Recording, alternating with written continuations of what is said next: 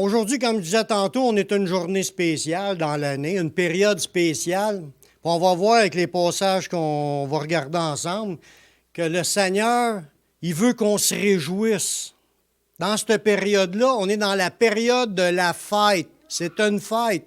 Pâques, c'est une fête. Des fois, Pâques, la mort. Oui, c'est vrai que c'est triste, la mort. Mais c'est à cause de sa mort qu'on peut recevoir la vie. Fait qu'il veut qu'on fête, il veut qu'on se réjouisse. Merci Seigneur. Alléluia. C'était pas juste une fête dans ce temps-là. Souvent, on pense que c'est le peuple juif, c'est une fête dans ce temps-là. Dieu, quand il a ordonné la fête de Pâques, c'est une fête perpétuelle. On va le voir dans des versets tantôt. C'est à perpète. Pas à perpète, ça veut dire que ça n'a jamais de fin. C'est perpétuel. C'est toujours la fête. Chaque année, à cette date-là précisément, pour un sujet précis. Il y a une raison de se réjouir dans cette période-là. Comme tout le monde le sait, je l'espère, que la Pâques n'a rien à voir avec la tradition actuelle, parce qu'on est d'une tradition présentement, veut pas, il y a une tradition qui se répète d'année après année, le chocolat, les œufs de Pâques, toute la tradition. On est rendu dans une tradition commerciale qui n'a rien à voir avec la fête de Pâques. Tout a été modifié dans le but de nous faire penser aux œufs de Pâques et au chocolat de Pâques, au lieu de penser la vraie raison pourquoi Pâques est là. Dieu, il avait un but quand il instituait ça. Ce n'est pas un gouvernement qui a institué cela, la fête de Pâques. Des fois, comme la fête de la Saint-Jean-Baptiste, le gouvernement a décidé de mettre cette fête-là, le 24 juin. C'est une fête que le gouvernement a décidé. C'est le fun, parce qu'on a une journée de congé, mais ça n'a rien payé, mais ça n'a rien de plus comme effet dans nos vies. Mais la fête de Pâques, ce n'est pas les gouvernements qui l'ont installée, c'est Dieu qui a installé cette fête-là. Puis ça devrait être la plus grande des fêtes chrétiennes d'aujourd'hui. C'est plus, oui, la fête de Noël, c'est beaucoup fêté, mais ce n'est pas une fête instituée par Dieu, la fête de Noël. C'est une fête que les gens y ont inventée. C'est pas mal de dire qu'on pense à la naissance de Jésus. Quand c'est la naissance de Jésus, bien entendu, aujourd'hui, c'est plus le Père Noël puis les décorations. Mais le fun, le plaisir, il n'y a pas rien de mal. Il dit, tu peux faire des fêtes pour n'importe quel sujet. Là, on parle de les fêtes de l'Éternel. Quel est le sens de la Pâque pour Dieu? Mais pour Dieu, puis pour le peuple d'Israël, c'est une très grande fête. C'est une de leurs plus grandes fêtes de l'année. Pour comprendre le contexte, parce qu'aujourd'hui,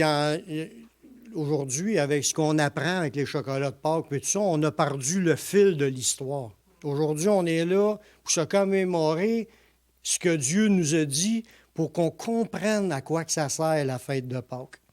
Ça a commencé avec le plan de Dieu de libérer les descendants d'Abraham.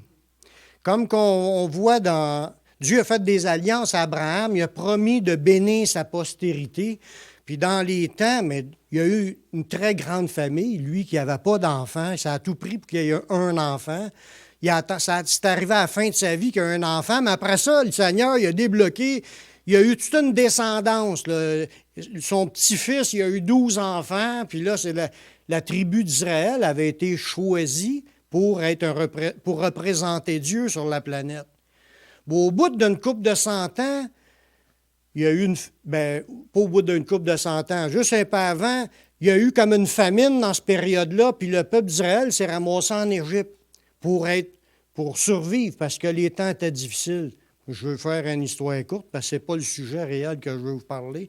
Puis quand ils sont ramassés en Égypte, il était béni parce qu'il était sous la bénédiction du Pharaon, mais il venait un temps qu'il y a eu d'autres pharaons qui ne connaissaient pas le peuple d'Israël puis son histoire à l'origine, que Joseph avait été mis là pour amener la prospérité dans le pays d'Égypte. Mais après ça, quand les descendants sont venus, au bout d'une couple de dizaines, de décennies, peut-être 100 ans, ils ne savaient plus pourquoi que le peuple d'Israël était là, puis ils ont commencé à s'en servir de ce peuple-là comme esclaves.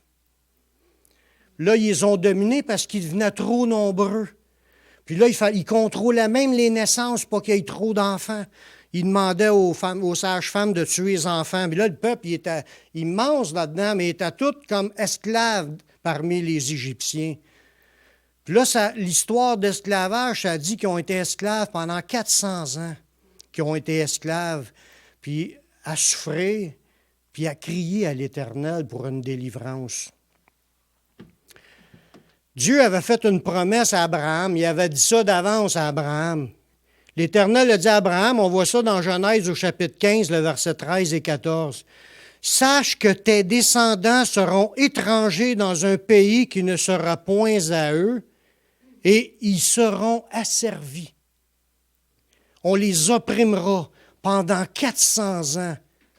Mais je jugerai la nation à laquelle ils seront asservis, puis ils sortiront ensuite avec de grandes richesses. » Dieu il a comme annoncé à Abraham une prophétie du futur de sa descendance, qui se retrouverait esclave dans un pays qui ne leur appartient pas, pendant 400 ans qui subirait une pression d'être écrasé comme des citrons puis d'être malmené, la vie dure, la vie amère d'être un esclave, puis qui était pour en sortir avec de grandes richesses. Puis on voit dans les Actes, on nous parle de Moïse qui avait été choisi, puis avait été envoyé avec l'ange de l'Éternel pour libérer le peuple. C'est là que Dieu avait entrepris la délivrance du peuple d'Israël. Dans Actes 7, 35, il dit « Ce Moïse qu'ils avaient renié en disant « Qui t'a établi chef et juge », c'est lui que Dieu envoya comme chef et comme libérateur avec l'aide de l'ange qui lui était apparu dans le buisson. » Fait que Moïse n'était pas tout seul. Il y avait l'ange de l'Éternel avec lui pour une colonne de nuée le jour, puis une colonne de feu la nuit. Mais Dieu était avec lui, puis Dieu a permis d'avoir des miracles extraordinaires qui se produisent par la main de Moïse là, devant le Pharaon et tout son peuple. Dieu s'est manifesté puissamment dans le but de dire « Laisse partir mon peuple, il faut qu'il sorte dans le désert pour venir me rendre la gloire. » Mais le Pharaon, il endurcissait son cœur. Chaque fois qu'il endurcissait son cœur, Dieu renvoyait une autre plaie. Des miracles spéciaux au début, changer la canne en serpent, changer l'eau en sang, de mettre sa main dans son manteau, puis elle est ressortie pleine de lèpre. Il l'a remis dans son manteau, puis elle est ressortie en pleine saine. Il a fait des miracles pour l'amener à croire, mais il s'est endurci parce que les magiciens du Pharaon faisaient les mêmes miracles au début. Mais après ça, ils ont dit, c'est la main de Dieu. Dieu est avec eux. Ils n'étaient plus capables de reproduire ce que Dieu faisait à travers Moïse. Puis là, avec des miracles puissants, il y en a des miracles qui s'est produits là, dans les 10 plaies d'Égypte, que ça a fait que ça a ruiné le pays. Toutes les récoltes étaient détruites, la grêle, le feu, mais la grêle, puis les animaux qui recevaient la grêle. Puis, en tout cas, il y a eu un gros désastre en Égypte, mais il s'endurcissait tout le temps, jusqu'au moment où ce qui est arrivé le temps d'envoyer la 10e plaie d'Égypte, la plus pire de toute la gang. Dieu il a parlé à Moïse. On va aller lire ça dans Exode au chapitre 12, les versets 5 à 6. Juste avant la 10e plaie, Dieu leur a dit au peuple d'Israël, là, le Pharaon, il ne vous laissera pas partir, à moins que la main puissante de Dieu soit sur le peuple. Puis là, il dit, il va se passer de quoi à la 10e plaie? Là, il leur a demandé de prendre un agneau ou un chevreau, sans défaut et sans tache. Il a demandé à tout le peuple d'Israël. Ce sera un agneau sans défaut, mâle âgé d'1 an. Vous pourrez prendre un agneau ou un chevreau. Vous le garderez jusqu'au 14e jour de ce mois et toute l'assemblée d'Israël l'immolera entre les deux soirs. Là, Dieu le prépara, le cœur. Il dit, là, vous allez prendre l'agneau, il va se passer de quoi? Mais là, il nous a expliqué tout ce qu'il devait faire cette soirée-là, parce que c'était une soirée terrible. Ça a coûté cher au peuple des Égyptiens, parce que dans cette nuit-là, ils ont perdu le premier-né de chaque famille.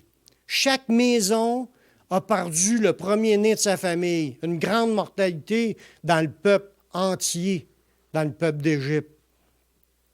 Fait que Dieu a préparé le peuple d'Israël, puis il dit, allez vous chercher un agneau ou un chevreau âgé d'1 an. Puis là, il dit, vous allez le garder jusqu'au 14e jour du mois.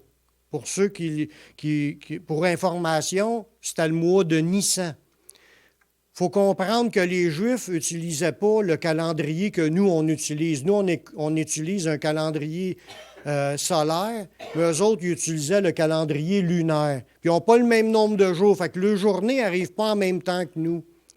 Mais une chose qu'on sait, on peut le voir encore quelle date qu'on est aujourd'hui pour nous et pour eux, le 14 de Nissan, c'était la journée qui devait immoler cet agneau-là que le Seigneur leur a demandé. L'immoler, c'est de l'offrir comme brûlé. Il fallait qu'il soit rôti, puis tout en entier. La seule chose qu'il avait retiré, c'est le sang, parce que les Juifs, Dieu avait déjà averti de ne pas manger de sang.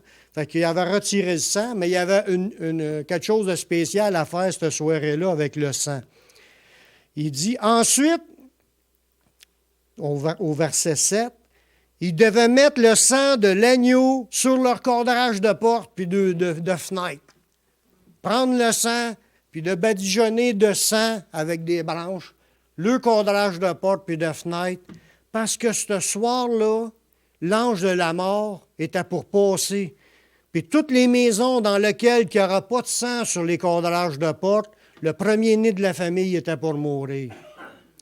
Peu importe si c'est un Juif ou un Égyptien. Dieu a dit que la seule manière pour s'en sortir, il fallait qu'ils mettent du sang. Il y a juste le sang de l'agneau qui pouvait les épargner de tomber sous le jugement puis d'avoir la mortalité. Ça, au verset 7, il dit, on prendra de son sang, puis on en mettra sur les 2 poteaux et sur le linteau de la porte des maisons où on le mangera.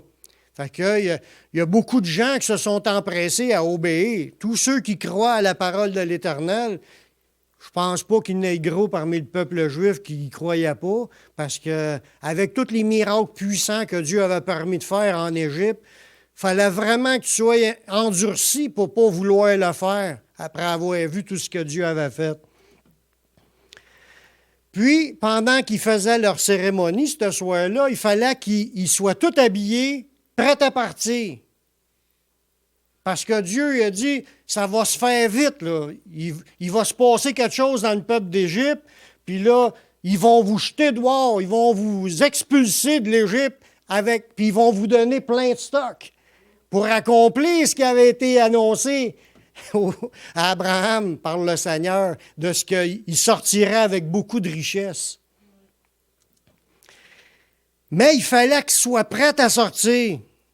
Autrement dit, s'il y avait un Juif que lui, il n'y a rien qui presse, le sang, bon, as-tu besoin de faire du sang, de mettre du sang sur les cadrages? Puis si quelqu'un, il ne croit pas, puis il ne le fait pas, mais il était pour en avoir les conséquences. Fait que, on voit dans Exode, le chapitre 12, le verset 11, « Quand vous le mangerez, vous aurez vos reins sains. » Il y avait vos ceintures, vos souliers aux pieds, puis votre bâton à la main. Il dit, « Vous le mangerez à la hâte.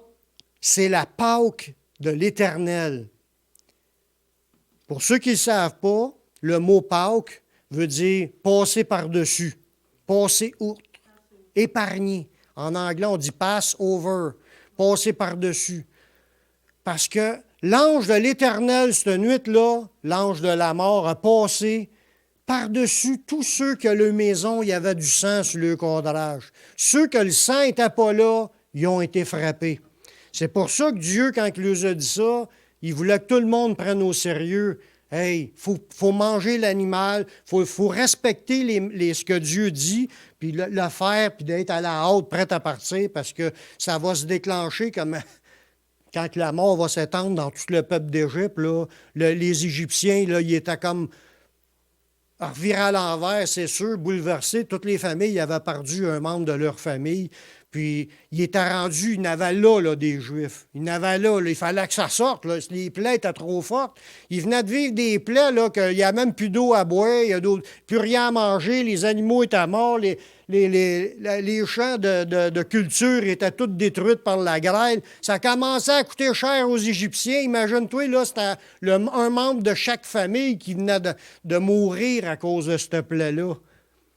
Là, il faut qu'ils sortent. Là, on leur donne, tiens, prenez tout le stock, bye!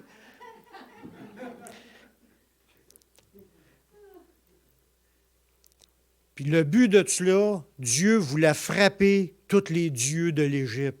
Parce que ce peuple-là a fait du mal au peuple qui appartenait à Dieu, à ceux que Dieu avait choisis. Dans Exode 12, le verset 12, ça dit « Cette nuit-là, je passerai dans le pays d'Égypte et je frapperai tous les premiers-nés du pays d'Égypte, depuis les hommes jusqu'aux animaux, et j'exercerai des jugements contre tous les dieux de l'Égypte. Il dit, je suis l'Éternel. » Wow! Ça a dû quand même être impressionnant de voir cela. Le premier-né de chaque famille humain et des animaux morts, comme cela. Pourquoi il n'a pas pris l'autre? Non. Dieu a dit qu'il fera ça, puis c'est ça qui est arrivé finalement. Oui. On continue au verset 13. « À cause du sang sur leur maison, ils ont été épargnés du jugement. » Ça, on lit ça comme une belle histoire, mais ça a une grande vérité spirituelle. On va le voir tantôt. Dans Exode 12, le verset 13, dit « Le sang vous servira de signe sur les maisons où vous serez. Il dit, je verrai le sang et je passerai par-dessus vous. Il n'y aura point de plaie qui vous détruise quand je frapperai le pays d'Égypte. » Ça, c'était quelque chose. C'est pour ça que je vous dis, Dieu passait par-dessus eux s'il voyait le sang. Ce qui veut dire la Pâque, qui veut dire passer par-dessus. C'est ça qui est le vrai sens du mot Pâque. Comme je disais tantôt, ça n'a rien à voir avec le chocolat. Ensuite, la fête de Pâques, Dieu leur a dit qu'elle devait être célébrée, cette fête-là. Ils en ont fait une fête pour pas que les gens oublient ce qui s'était produit là. Ça devait être répété à leurs enfants, par leurs petits-enfants. Puis quand les enfants leur redemanderaient qu'est-ce que ça veut dire, toutes ces affaires-là, mais il y avait un symbole pour cela. Ils se réjouissaient de quelque chose de spécial qui s'était produit cette journée-là, le 14 de Nissan, de l'an, je ne sais pas combien, 2500 ans avant Jésus-Christ. On voit que Dieu il ordonne que la fête de Pâques soit célébrée perpétuellement. Dans Exode, le chapitre 12, le verset 14. Il dit, « Vous observerez le souvenir de ce jour et vous le célébrerez par une fête en l'honneur de l'Éternel. Vous le célébrerez comme une loi perpétuelle pour vos enfants. » Ça, là, c'était vraiment comme un décret de Dieu. Il exigeait que cette fête-là soit célébrée perpétuellement. Puis ce qu'on voit aussi dans la parole de Dieu, c'est que les fêtes vont être rétablies dans le règne des 1000 ans du Seigneur. Quand on parle de célébrer perpétuellement, le mot que là veut dire continuellement, ou conserver à toujours, ou constamment, ou à perpétuité. C'est tous des synonymes. Toujours, longtemps, sans cesse, incessamment, jour et nuit. C'est ça que ça veut dire, sans arrêt, que ça devait être répété, que le 14 de Nissan, cette fête-là soit célébrée en l'honneur de l'Éternel, parce que grand est l'Éternel, puis grande est sa puissance qui a été mise à la disposition du peuple pour le délivrer. Parce que c'est une grande délivrance que le peuple d'Israël a eue cette fois-là. D'être délivré de l'esclavage qui avait duré 400 ans. Dans les points, pour récapituler les points qu'on veut souligner, qu'on veut peser, il devait trouver un agneau sans défaut. Il ne pouvait pas offrir un agneau là, blessé, infirme ou malade. Il fallait que ce soit un agneau d'un an sans défaut, puis en parfaite santé. Ils devaient, les Juifs, ils devaient obéir, manger l'agneau avec des herbes amères, puis avec du pain sans levain. Je vais l'expliquer tantôt, c'est quoi que ça veut dire, les herbes amères puis le pain sans levain. Puis ils devaient aussi se recouvrir du sang, de mettre le sang sur le cadrage. Ils devaient être prêts à sortir rapidement, comme si ça presse, on veut sortir. C'est ça qui est le sens de l'idée. Puis ça a permis qu'ils ont été épargnés du jugement de l'ange de la mort. Le Seigneur il a exigé que ce soit une fête perpétuelle afin qu'ils se réjouissent de leur délivrance que Dieu leur a accordée. C'est une fête, il faut célébrer cela. Dieu est descendu puis a libéré le peuple de l'Égypte. La libération des Juifs qui avait duré dans l'esclavage 400 ans. C'est quelque chose, ça, là. Ça fait après ça 400 quelques années que le Québec a été découvert. Imaginez qu'il y aurait eu des peuples en esclavage pendant ces 400 ans-là. Puis à un moment donné, nous autres, on ne connaît pas l'histoire, mais on voit qu'ils sont des esclaves aujourd'hui. Puis là, Dieu décide de les délivrer. C'est ce qui s'est produit. Toujours, je crois que c'est un exaucement de prière. Le monde, il devait être là, en train de faire de la brique, là, puis il devait être en train d'implorer le Seigneur Seigneur, libère-nous de cette condition-là. Tu as fait des promesses à Abraham, Isaac, Jacob, qu'on a rendu tes promesses. Qu'est-ce qu'on fait ici? Il a fallu quand même qu'ils piétinent. Il y en a qui ont passé leur vie à piétiner dans l'intercession pour que Dieu opère ces grands miracles-là. Il y a quand même des vérités spirituelles là-dedans. Quand ils prenaient les herbes amères, c'est parce qu'il fallait qu'ils mangent l'animal cuit, rôti. Il ne fallait pas qu'il soit bouilli. Il fallait qu'il soit entier, la tête avec ses intestins. Il y a juste le sang qui est à retirer. Qu'il mange en entier, puis qu'il brûle le restant. S'il n'y avait pas assez de monde dans la famille pour manger l'animal, il pouvait se mettre avec une autre famille. Puis, il fallait qu'il mange cela avec des herbes amères. Des herbes amères, ça rappelle les souffrances qu'ils ont eues en Égypte. Dans Exode, le chapitre 1, le verset 14, ça dit que le peuple d'Égypte, ils leur rendirent la vie amère par de rudes travaux en argile et en briques. Voyez-vous? C'était comme si ce qu'ils ont vécu en Égypte, c'était une vie rude, amère, difficile. C'était pas un 5 étoiles puis de se faire griller au soleil. Puis les herbes amères, c'était dans le but qu'ils se rappellent les souffrances qu'ils ont eues en Égypte. Puis il y a aussi une autre affaire qu'il fallait qu'ils mangent, c'est du pain sans levain.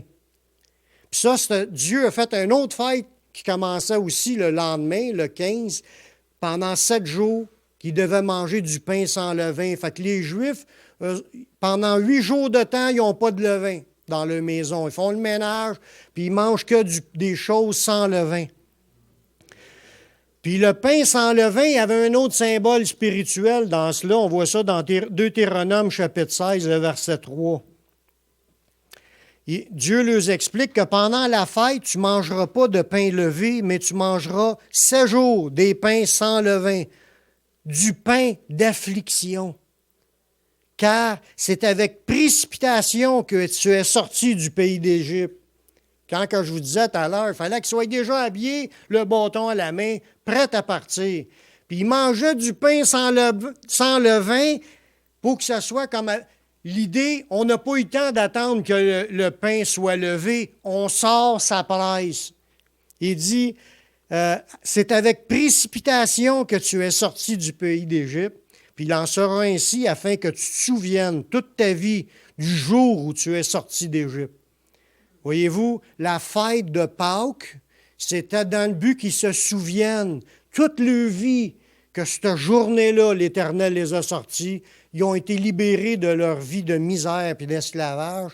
Puis ça s'est fait rapidement. Ah ouais, on sort d'ici. C'est pour ça que il les a exigé de manger du pain sans levain. Comme quoi, que tu n'as même pas eu le temps d'attendre que le pain soit levé, tu sors. Puis pendant 8 jours, mais ils mangent du pain sans levain.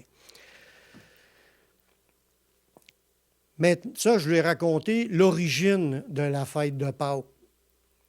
Mais ce qu'il faut comprendre, c'est que la fête de Pâques, c'est un symbole prophétique. La fête de Pâques est maintenant la fête la plus grande de toutes les fêtes de Dieu, parce qu'il s'est accompli quelque chose d'extraordinaire cette journée-là. Alors, regardez bien dans Colossiens 2,16 et 17. Je veux vous peser sur quelque chose qui est important.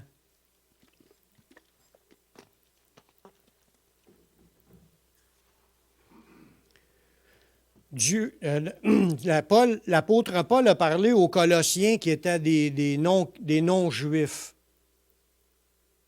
Puis Paul a encouragé ces non-juifs-là. Il dit que personne donc ne vous juge au sujet du manger ou du boire, ou au sujet d'une fête, d'une nouvelle lune ou des sabbats. Ça, c'est qu'est-ce que les Juifs pratiquaient. Eux autres, ce peuple-là ne les pratiquait pas. C'est un peuple païen. Sauf qu'à eux, il leur dit, laissez-vous pas vous faire juger. Parce qu'eux autres devaient la pratiquer. Puis regardez bien le verset 17. C'est écrit dans Louis II, c'était l'ombre des choses à venir, mais si tu vas voir dans le grec, c'est pas c'était, c'est au présent qui est écrit le mot. Ça, c'est une modification par influence de l'Église catholique. Vous allez comprendre pourquoi. Il dit, laissez-vous pas juger par le monde à propos des fêtes puis des sabbats, c'est l'ombre des choses à venir. Paul est en train de leur dire que les fêtes, c'est l'ombre des choses à venir. C'est que prophétiquement, ça l'annonce des choses qui vont s'accomplir. Qu'est-ce qu'on a vu à Pâques? On a vu la mort de l'agneau de Dieu qui a versé son sang la journée de Pâques.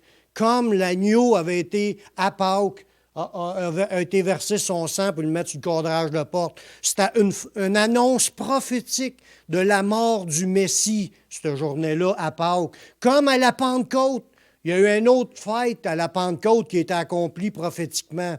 La fête de la Pentecôte, c'était la fête des récoltes, des premières récoltes. Puis comme qui s'est produit à la Pentecôte, il y a eu une récolte de 3000 personnes qui ont accepté Jésus comme leur sauveur personnel, qui sont engagés à suivre le Christ. C'était les premières récoltes, la journée de la Pentecôte qui était la fête des premières récoltes. Dieu, par là, il veut nous dire, laissez-vous pas juger à cause des fêtes ou des sabbats, c'est l'ombre des choses à venir. Ça annonce prophétiquement des choses qui vont s'accomplir, puis il reste des fêtes qui doivent s'accomplir. Puis les fêtes de l'Éternel, je ne parle pas des fêtes du monde, les fêtes de l'Éternel qui ont un message prophétique, comme la fête des tabernacles, la fête des trompettes. C'est des fêtes qui il va se passer des événements spéciaux dans des temps à venir. Mais je veux bien qu'on comprenne que dans Louis II, c'est écrit « c'était l'ombre des choses à venir », mais tu vas voir le mot grec, il n'est pas au passé, il est au présent. C'est l'ombre des choses à venir. C'est encore en actualité, ces fêtes-là. C'est quelque chose qui annonce des choses qui sont en train d'arriver. Amen. Ceux qui ne me croient pas, viendraient me voir, je vais vous le montrer. Dans mon téléphone, j'ai le dictionnaire de mots grecs, puis on va voir le mot qu'il y a là, puis ils disent en quel temps qui est tout. Tout est vérifiable. Par cette fête-là, le message prophétique que Dieu a voulu faire, je l'ai dit un peu tantôt, la fête de Pâques, il fallait comme je l'ai dit, il fallait qu'il trouve un agneau sans défaut, il fallait qu'il obéisse à manger l'agneau avec des herbes amères. Bon, il fallait qu'il se recouvre du sang, puis il fallait qu'il soit prêt à sortir.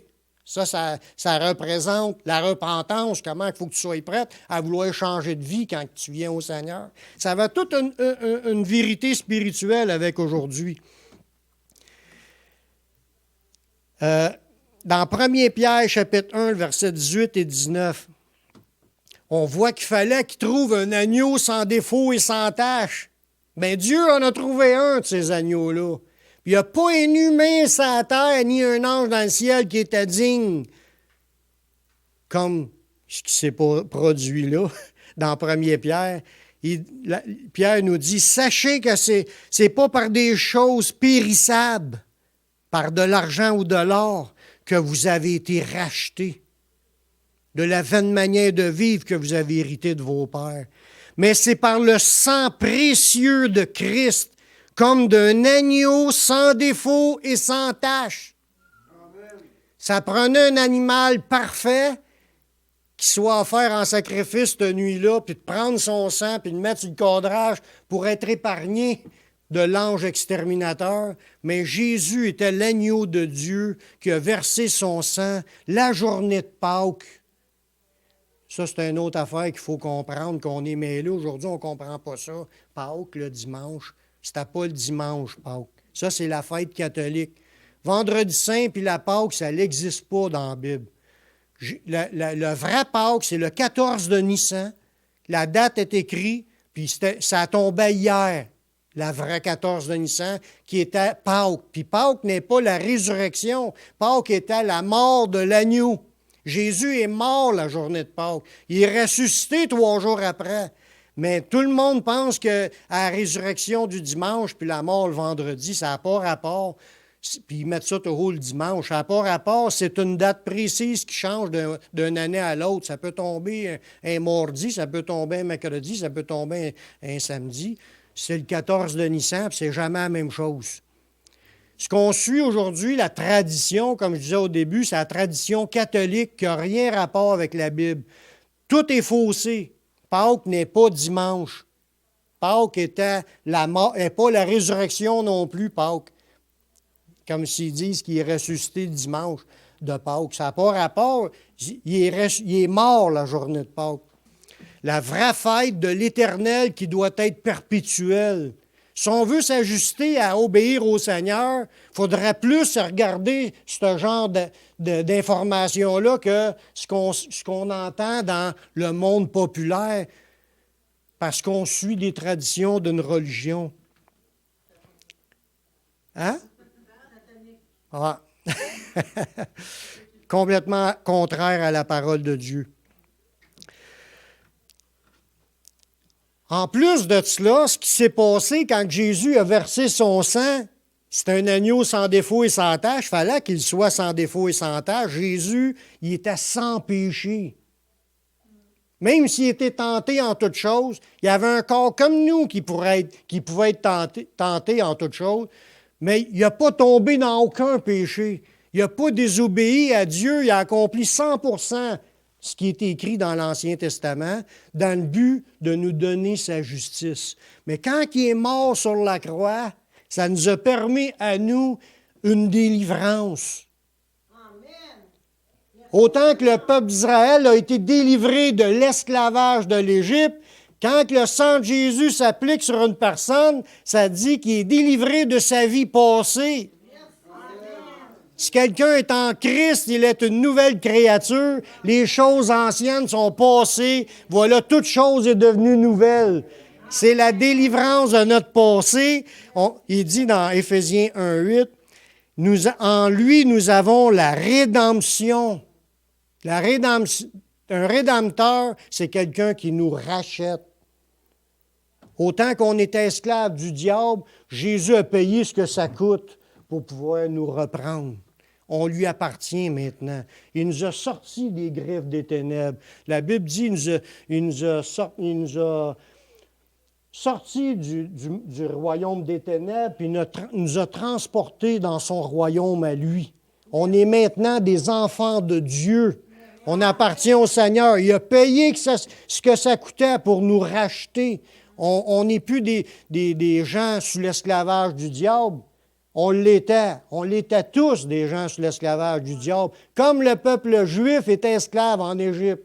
Mais quand c'était l'heure de leur libération, on sort de là puis ça presse. C'est Dieu qui nous sort des ténèbres puis nous emmène dans son admirable lumière, dans sa présence. On est des concitoyens des saints les gens de la maison de Dieu. Il nous a rachetés par son sang. Le sang de Jésus, c'est l'agneau. C'est le seul sang du seul agneau qui pouvait nous racheter pour la rémission des péchés. Il y a une rémission, c'est qu'il nous a remis notre dette. On était endettés envers le Seigneur, puis on devait hériter que le jugement de Dieu sur nous. Puis il nous a remis notre dette, il a effacé la dette, tout ce qu'on y devait. Hein. J'ai payé ce que ça coûte, je t'ai repris, maintenant tu m'appartiens, puis je te remets ta dette. On repart à zéro aujourd'hui. Quand tu es né de nouveau, tu repars à zéro. Toutes choses sont devenues nouvelles. Il y a une nouvelle vie qui se fait avec le Seigneur. C'est grâce au sacrifice de Jésus. Le sang de l'agneau de Dieu y accorde la protection du jugement éternel. C'est quelque chose, ça, là. Sans le sang de Christ sur nous, nous subirons le jugement éternel. C'est pour ça qu'il est important d'évangéliser. Il y a des milliards de personnes qui ne savent pas qu'il faut qu'ils traversent l'autre bord en mourant, en ayant le sang de Jésus sur eux. Sinon, s'ils ne sont pas couverts par le sang de Jésus, ils vont être séparés de Dieu pour l'éternité. C'est quelque chose. Dans Romains 5,9, il dit « À plus forte raison donc, maintenant que nous sommes justifiés par son sang, serons-nous sauvés par lui de la colère. » À cause du sang de Jésus, on est sauvés de la colère de Dieu. On n'a pas besoin de subir sa colère. Parce qu'il ne faut pas le cacher. Dieu est amour. Dieu est juste, mais Dieu est en colère. Il dit, celui qui a le Fils a la vie éternelle, puis celui qui n'a pas le Fils ne verra pas la vie, puis la colère de Dieu demeure sur lui. C'est quelque chose, c'est pas moi qui invente ça. C'est pour ça qu'il est important d'être sous le sang de Jésus. C'est pas juste de dire « je vote pour Jésus », c'est qu'on devienne son disciple, qu'on se repente, qu'on veuille vraiment sortir de l'Égypte à la hâte, qu'on est prête. Quand tu viens à Jésus, il faut déjà que tu sois prête à vouloir sortir de là. Si tu veux rester dans ta vie de péché, tu n'es pas encore passé. Ça prend de la repentance sortir. C'est un des critères que le peuple juif devait être prêt à sortir.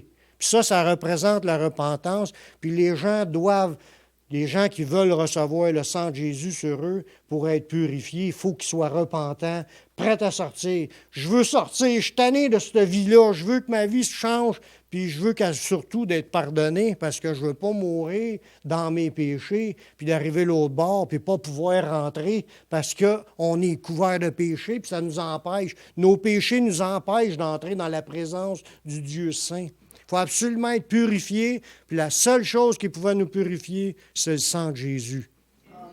Amen. Amen. Jésus est la résurrection et la vie. Quand tu viens à Jésus, tu n'es pas juste changé en étant pardonné. Il te ressuscite. Le sang de Jésus te pardonne, mais à cause que tu as été pardonné, là maintenant, le Saint-Esprit peut entrer dans ta vie. Quand tu commences à vivre la communion avec l'Esprit Saint, suite à ta repentance, après que tu aies reconnu que Jésus pouvait te pardonner, tu le prends, le pardon, tu te repens, mais là, il y a une nouvelle vie qui commence, puis Dieu rentre dans ta vie pour cette nouvelle vie-là. Une communion avec l'Esprit de Dieu. Tu ne l'avais pas avant, tu étais mort. On était tous des morts vivants, des séparés d'avec Dieu à cause de nos péchés. Mais à partir du moment où tu retournes au Seigneur, il te pardonne, puis là, ça permet à l'Esprit Saint d'entrer dans ta vie, puis que tu deviens né de nouveau. Puis là, il y a une nouvelle vie qui commence, tu marches avec le Seigneur. Mais ça, c'est une résurrection. Le mot « ressuscité » veut dire « retour à la vie ». Avant, on était mort, le mot « mort » veut dire « séparé ». On était mort, maintenant, on est en communion avec lui, on est des êtres ressuscités. Par sa mort, ça nous permet d'avoir la vie. Merci Seigneur. La mort et la résurrection de Jésus nous permet de recevoir toutes les bénédictions de Dieu. À cause de son sang qui était versé à la croix, on est maintenant des bénéficiaires. On peut saisir par la foi tout ce qu'il a à nous donner. C'est pour ça que le message de l'Évangile, je l'ai dit mercredi passé, puis l'autre mercredi d'avant, le message central de la bonne nouvelle de l'Évangile, c'est Christ, puis Christ crucifié. C'est le centre de l'Évangile. Pâques, c'est Christ, puis Christ crucifié. Pâques, c'est la mort du Seigneur. Il est accroché à la croix, son sang était versé pour nous ouvrir à tout le monde, juifs comme les païens, un accès de pouvoir être pardonné, purifié, racheté, parce que c'est notre Rédempteur. On a eu la rémission de nos péchés, puis on est maintenant des êtres ressuscités, puis on a toutes les promesses de Dieu à notre disposition. Merci Seigneur. Jésus-Christ, c'est notre Pâques. C'est notre agneau à nous. Dans 1 Corinthiens 5, 7, je termine avec ce verset-là, 7 et 8. Puis regardez bien ce qui est écrit dans ce verset-là. Il dit, là, il parlait d'un sujet, puis il dit de ne pas avoir de levain dans nos vies. Il dit, faites disparaître le vieux levain, afin que vous soyez une pâte nouvelle, puisque vous êtes sans levain. Car Christ, notre Pâques, a été immolé. Là, regardez le début de l'autre verset. Célébrons donc la fête. Les fêtes sont-elles abolies, les fêtes de l'Éternel? Il nous dit dans le Nouveau Testament, célébrons donc la fête. Ça veut dire qu'il faut encore célébrer la fête de Pâques. La Pâques de l'Éternel, pas la Pâques catholique. Si on veut être fidèle au texte, célébrons donc la fête, non avec du vieux levain, non avec un levain de malice et de méchanceté, mais avec des pains sans levain de la pureté et de la vérité. Amen. Prions. Seigneur, je te remercie pour tout ce que tu nous révèles dans ta parole. Je te remercie pour ces beaux versets-là qui nous révèlent le but, la raison de la fête de Pâques. Seigneur, que ce soit gravé dans notre cœur, qu'on puisse se souvenir ton grand sacrifice à la croix. Seigneur, ton sang qui était versé, c'est le sang de l'alliance, la nouvelle alliance éternelle que tu as faite avec nous pour qu'on puisse être pardonné, racheté, qu'on puisse t'appartenir, qu'on puisse être sauvé. Merci, Seigneur, pour tout ce que tu fais dans nos vies. On veut te dire merci, puis on veut te rendre la gloire qui te revient dans le nom de ton Fils Jésus. Amen.